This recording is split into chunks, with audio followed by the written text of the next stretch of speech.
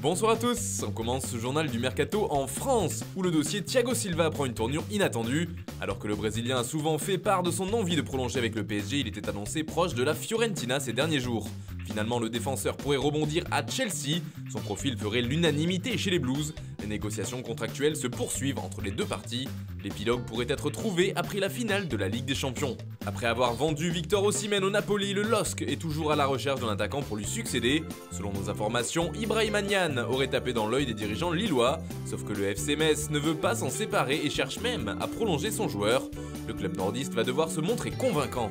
Toujours à Lille, le dossier Gabriel est en instance de départ. Le Brésilien a pris une décision pour son avenir, il a dit oui à Arsenal. Le joueur aurait déjà passé sa visite médicale avec le club londonien et doit s'engager pour 5 ans avec les Gunners. C'est la fin d'un long feuilleton qui va tout de même rapporter 30 millions d'euros au LOSC. À l'étranger, on continue avec Arsenal qui pourrait réaliser un mercato très ambitieux. Les Gunners se lancent à l'assaut de Thiago Alcantara, l'Espagnol veut quitter le Bayern Munich pour se lancer un ultime défi. Mais le club londonien n'est pas le seul sur ce dossier puisque Liverpool est également intéressé. Le Bayern réclame 40 millions d'euros pour lâcher son milieu de terrain, sauf que les Reds ne veulent pas aller au-delà de 30 millions. Arsenal pourrait donc en profiter et réaliser un gros coup. Vainqueur de la Ligue Europa avec le CBFC vendredi soir contre l'Inter, Lucas Ocampos risque d'être très courtisé cet été, et l'Argentin serait dans le viseur d'une équipe qu'il a éliminée en C3. En effet, Wolverhampton souhaiterait faire venir l'ancien Marseillais, afin de faire de lui le remplaçant d'Adama Traoré qui est en instance de départ.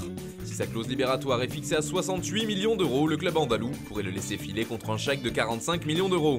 Ça bouge aussi beaucoup au FC Barcelone avec l'arrivée de Ronald Koeman sur le banc. L'entraîneur néerlandais veut ramener quelques-uns de ses compatriotes pour construire son équipe.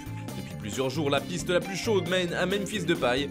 À un an de la fin de son contrat avec l'OL, l'attaquant pourrait être tenté d'aller voir ailleurs et les Gaunes de ne pas le retenir. Le Barça veut en profiter et selon la presse espagnole conclure un transfert autour de 40 millions d'euros. Le club catalan ne veut pas s'arrêter là dans la rénovation de son effectif. Les Blaugrana cherchent un remplaçant à Jordi Alba annoncé partant avec l'arrivée de Koeman. Pour lui succéder, les dirigeants auraient jeté leur dévolu sur Angelino. Prêté au RB Leipzig par Manchester City cette saison, l'Espagnol ne serait pas retenu par les Citizens qui attendent 30 millions d'euros pour le lâcher. Des nouvelles du dossier Edinson Cavani, libre depuis son départ du Paris Saint-Germain. L'Uruguayen était annoncé avec insistance à Benfica ces dernières semaines. Finalement, El Matador ne rejoindra pas les Aigles. Les deux parties n'ont pas réussi à trouver un accord en raison des demandes élevées du joueur au niveau salarial. Le directeur du football du club lisboète a confirmé l'arrêt des négociations. Il n'a rien d'autre à négocier, nous sommes allés aussi loin que nous le pouvions. De notre côté, le sujet est clos, a déclaré Rui Costa. On passe à notre focus du jour sur l'AC Milan. Après sa fin de saison canon en Serie A, le club lombard veut s'appuyer sur ses acquis pour se renforcer et retrouver son lustre d'antan. Le premier gros dossier de la direction milanaise concerne la prolongation de Zlatan Ibrahimovic. Dans les tuyaux depuis plusieurs semaines, rien n'est encore signé. Le Suédois fait traîner les choses, il n'a pas répondu à la dernière offre milanaise. L'attaquant de 38 ans ne serait pas à la reprise de l'entraînement du club ce lundi. Les dirigeants restent cependant confiants de parvenir à un accord à hauteur de 6 millions d'euros par an dans les prochains jours. Une fois cette affaire réglée, il serait temps de s'affairer au mercato et les rossoneri veulent frapper un grand coup. Pour le moment, le Milan n'a enregistré que l'arrivée de la pépite suédoise Emil Robak pour 1,5 million d'euros.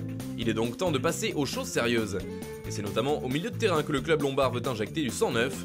Les pensionnaires de San Siro seraient proches d'un accord avec Chelsea pour faire revenir Tiemoué Bakayoko, déjà prêté au club lors de la saison 2018-2019.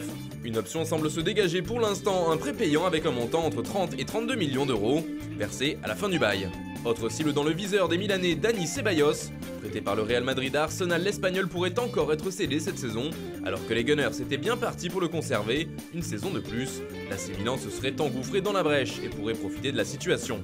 En défense, c'est Serge Aurier qui est pisté. Pas forcément indiscutable à Tottenham, l'Ivoirien pourrait aller chercher un nouveau défi en Italie.